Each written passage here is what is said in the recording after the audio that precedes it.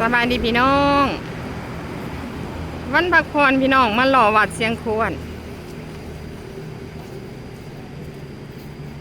พาญาติมาเที่ยวสวนเสียงควรเด้อพี่น้องเด้อไปเก็บภาพพี่น้องเบิ่งน้ำกัน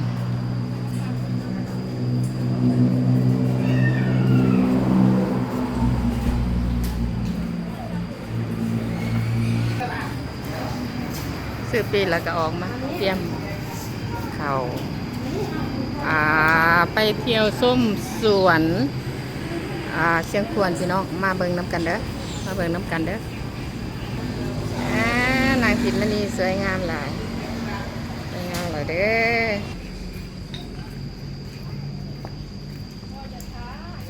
อเอาพี่น้องเข้ามาส้มด้านในน้ำกันเด้อพี่น้องมาพี่น้องเลาะสวนเสียงควรน้ำกันเด้อจะกลับมาพี่ก่อน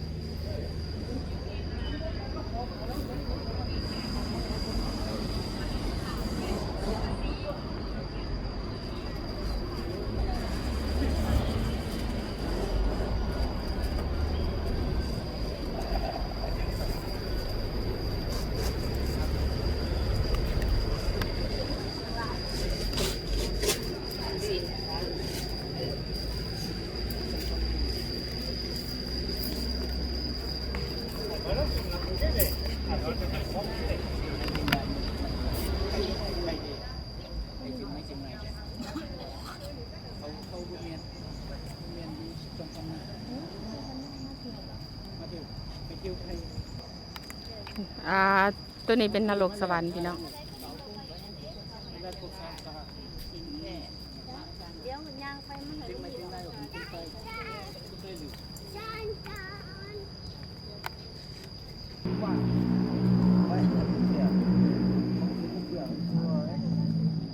มาได้ลูกพวกขับไปได้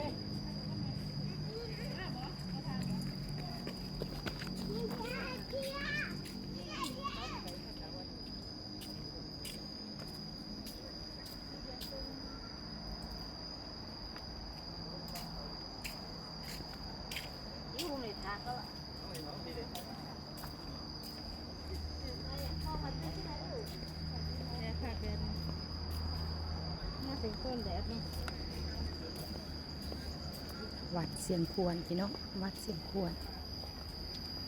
สวยงามมากเป็นแหล่งท่องเที่ยวให้อีกแห่งหนึ่ง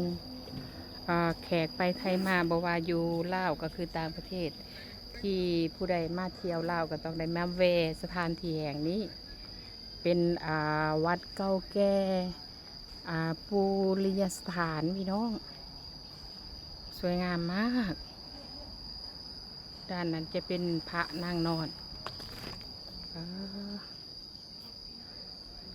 ดอกจำปาสี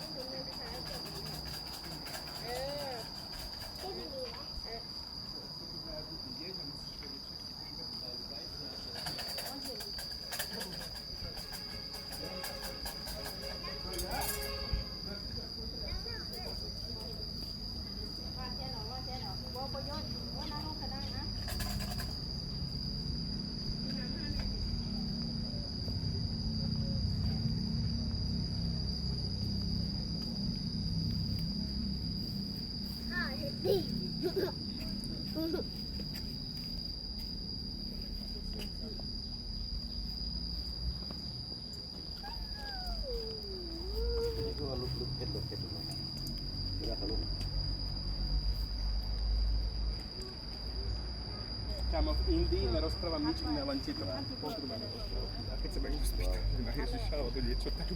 tuším, čo sa s tým dialo.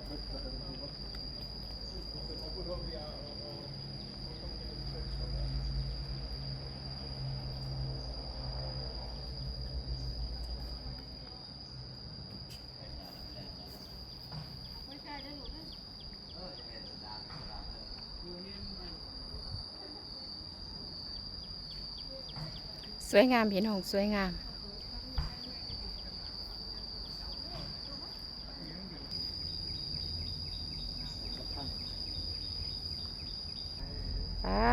หลานก่อยดีใจแห้ง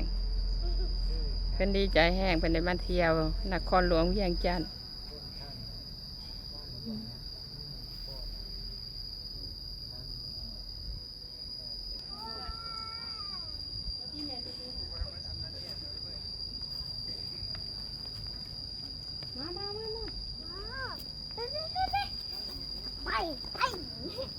สวยงามพี่น้องสวยงาม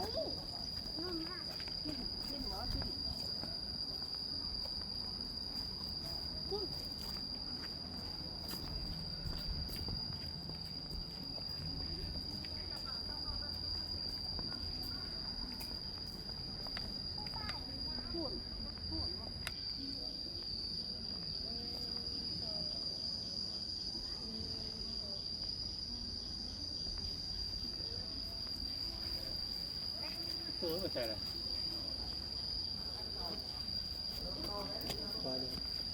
มาตายในวันนี้ตายไปสิไปเนี่ย สวยงามพี่น้องสวยงามวัดเสียงขวนวัดเสียงขวนพี่น้องซึ่งเป็นวัดแห่งหนึ่งที่สวยสดงดงามผู้คนมากราบไหว้สักการะบูชาพี่น้องเอ๋ยขอพรขอบุญบารมีจากสิ่งศักดิ์สิทธิ์ทั้งหลายทั้งปวงโดยสวยงามมากสวยงามมาก